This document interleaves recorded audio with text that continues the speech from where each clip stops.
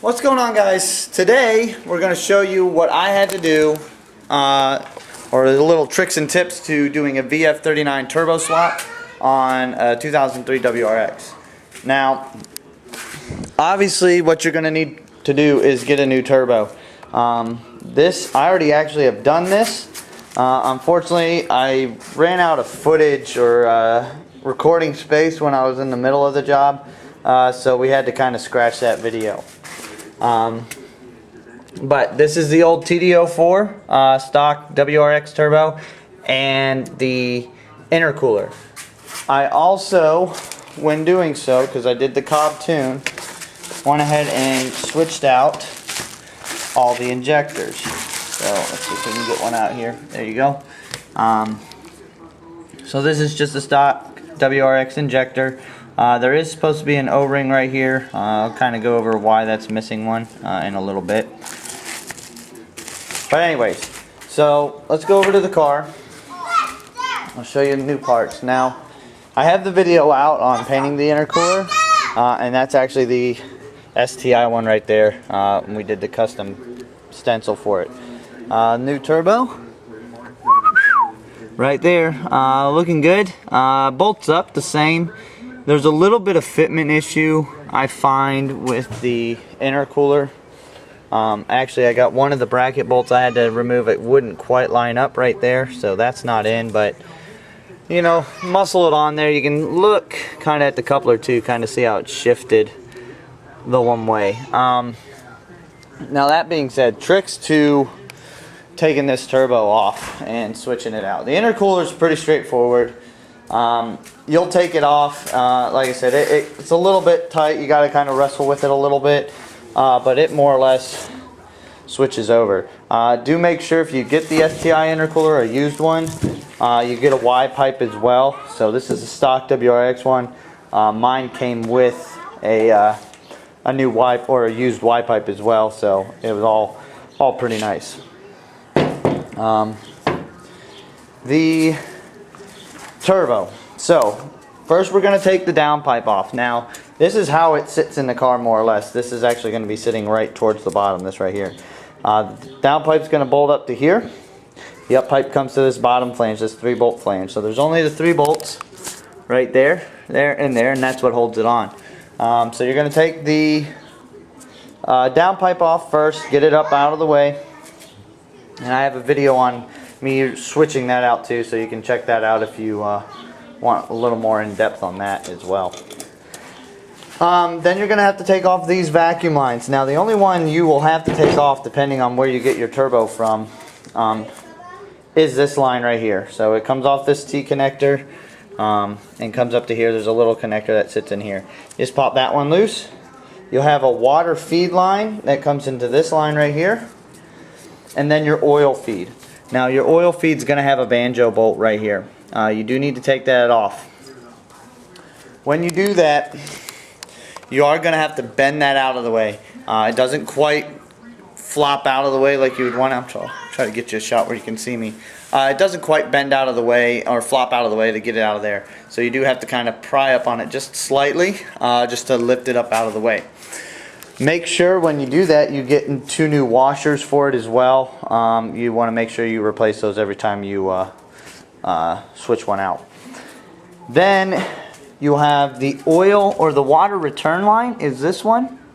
Now that clamp isn't too bad to get to. You can kind of finagle your way into getting that water clamp off.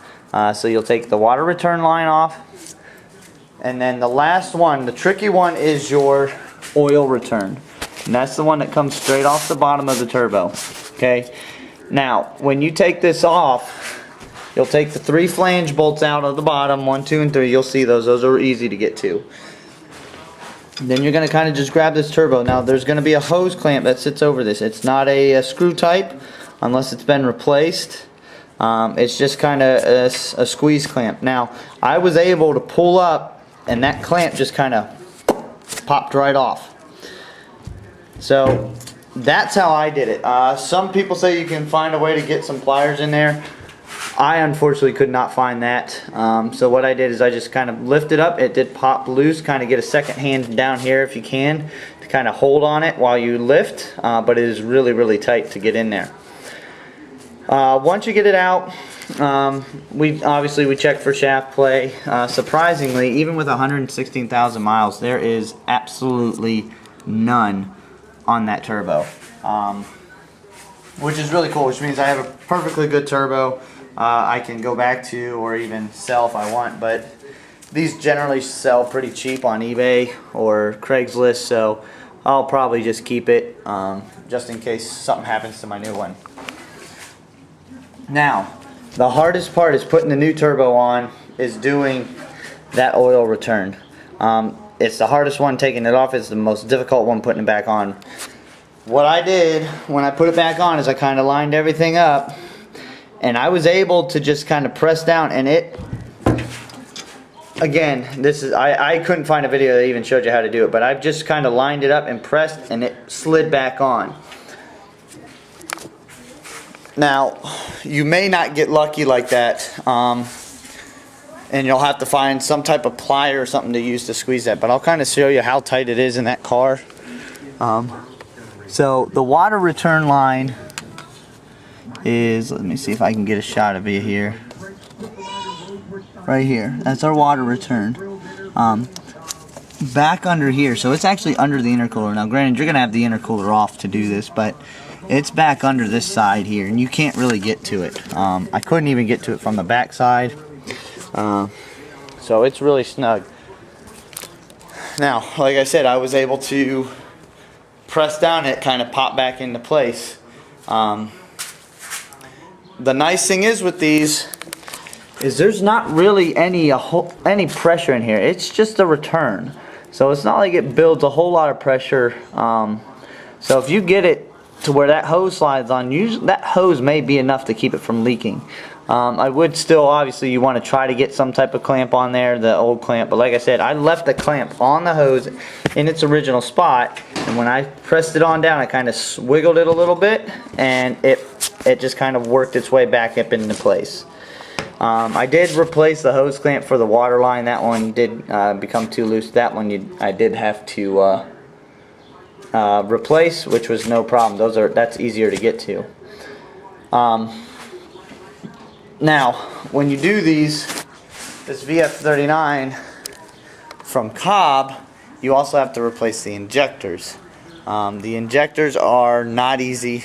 You got to take a lot of things out. So we are going to, if we do that, when you do this, you take the intake off, this tube off, take the intercooler off. I would do the injectors before the turbo went in, just to give you more room. They are down in here. They're extremely difficult to get to. There's a bracket on each side. You can see this bolt right here. That right there. There's one there. There's a couple more on the front. But obviously lots of hoses and things in the way. Same with the passenger side or driver side. Battery comes out. Washer fluid reservoir comes out. Here's that one of those this bracket on this side. There's a bolt here. There's a bolt down here. Now I found the driver's side significantly easier, but still complicated. When you get the fuel rail loose, they just pop out. They just pop right out. But you are going to be, let me see, get you over here again.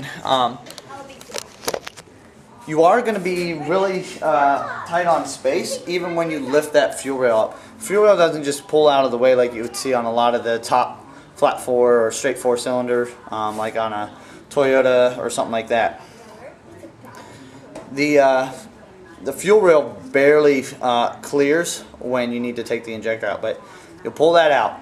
Now when you put it back in, it's going to have, like I said, a top O-ring, this little washer bushing, and then this one down in the hole. When you pull these out, make sure this bottom bushing off of the injector is in the hole. Make sure they all come out with it. If not, make sure you pull the old one out. I had, I think, 2 that stuck in there, so I had to make sure I got those out. That being said, when you put them in, they just kind of set up into place. There's actually, on the fuel rail, there's a little notch where it hooks around the injector, so it can only sit one way if you have it on right, and that way it kind of lines up nice and perfect. So no problem there. When you go to put it in, make sure you got your O-rings on, all that stuff. It's a good idea to put a little bit of gasoline around all the bushings or the seals, new seals. Always use new seals, don't reuse old ones. But make sure you use a little bit of gasoline to lubricate those first. Seat them in, and before you go to the next step, before you put it all back together, you get the fuel rail mounted, get a bolt in the fuel rail that holds it down. There's two that hold that fuel rail down, I believe. Hook your battery up real quick and then go turn your key on. That'll cycle the pump. Now, a lot of if you go on the forums and look at instructions on how to, they told you to take the fuel pressure out and or take the relay out for the fuel pump and crank the engine until it runs dry. You crank it like 5 times and it'll take that fuel pressure out. I didn't do that. It's not a big deal. It's not a lot of pressure, but it is a good idea to do that first. What? Can I go ask it? No. Just need it until anyone. No, just wait. I told you, just wait. They know you want to come over. They know that. Just wait. Okay. Sorry. So, yeah, I didn't do that. It's not a lot of pressure, but yeah, it's a good idea to do that first. When you hook up the fuel rail again, before you put the brackets and everything back on, we're not starting the car, we're just turning that fuel pump on, and we're seeing if it builds pressure.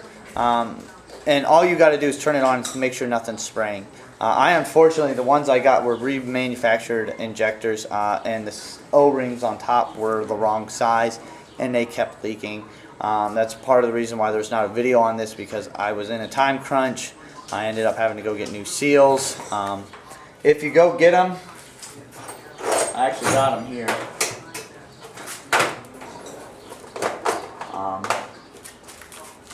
I just went and got an O-ring kit. I believe I used the 11 millimeter out of here. Yeah, 7 millimeter inner diameter, 11 millimeter outer diameter. That's what I used. That's what I put on it. They didn't leak. But you definitely want to make sure you check that before you get it all back together, because if you get it all back together, turn that key on, that pump kicks on, it starts spraying, you're going to be wanting to smack a lot of people in the mouth. So yeah, make sure you do that first. Once you get all that seated and you know you're all good on the O-ring part, you're basically done. Like I said, pop the turbo in last, or actually the new intercooler last, but put the turbo on, bolt it all up, hook your lines up.